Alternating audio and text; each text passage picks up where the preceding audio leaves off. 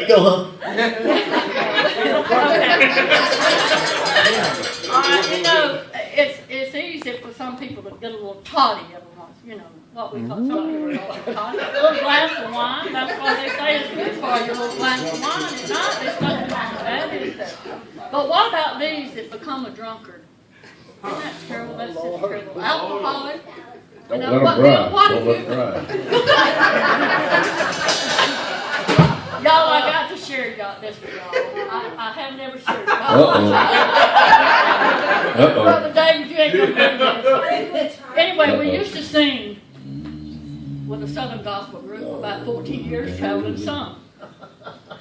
And anyway, one Sunday evening we was riding around after we'd sung up there in Tallahassee, and they have a vineyard out from Tallahassee up there. Me and Bill had never been to a vineyard before.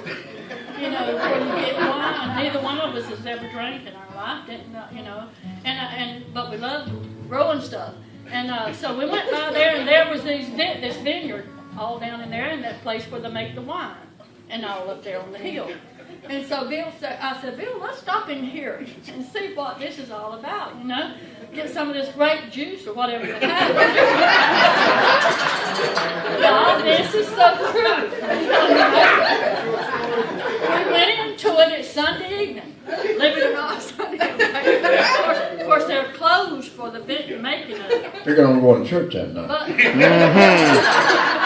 going to sing that night. But you know what?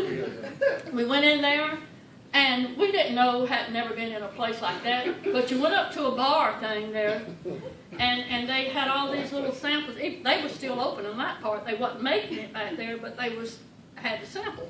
And so they had these little toddy glasses, I reckon. And they had them sitting there, you know, little juices. And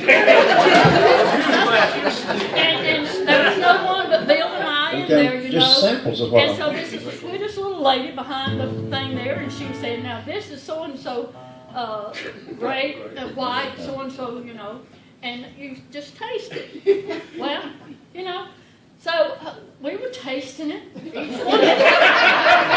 She was ahead of me, too. Y'all know what? When I realized what was happening. Bill wasn't just sipping the little thing, he was drinking the whole pipe. I didn't know no better, I was ignorant. She gave him a little glass of wine, and he thought he was supposed to drink it. You know, he didn't know he was supposed to just sip it and taste it and go on. Well, yeah, it was good. It got better and better.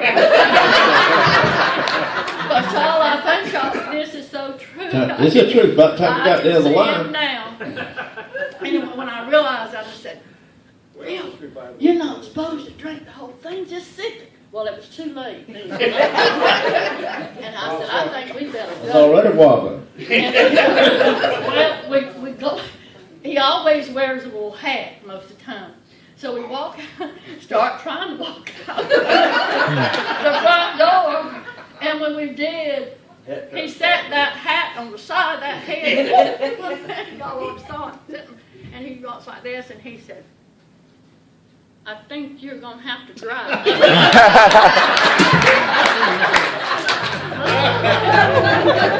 But that was our drunkard part.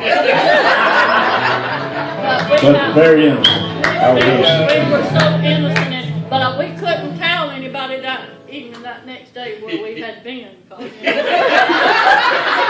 she had a bad headache.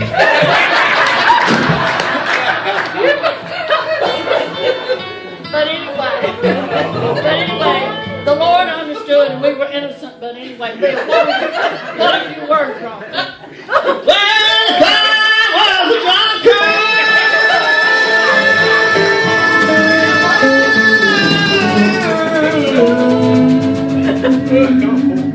Tell you what I was doing. What was you doing,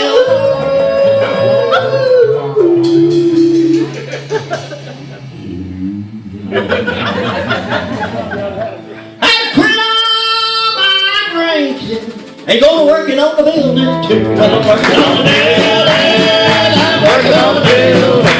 I'm working on the building. For my Lord, for my Lord.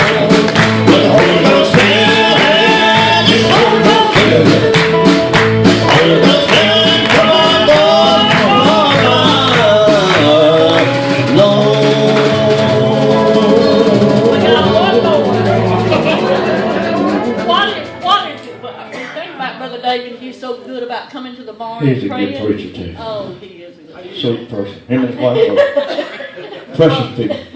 But anyway, he's so good about helping us out.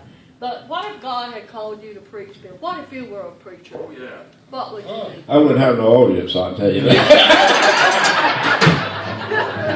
What would you do, Bill, if you were a preacher? Well, if I was a preacher,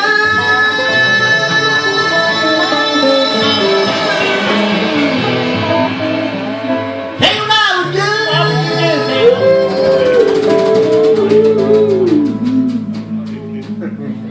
What I would do. What would you do?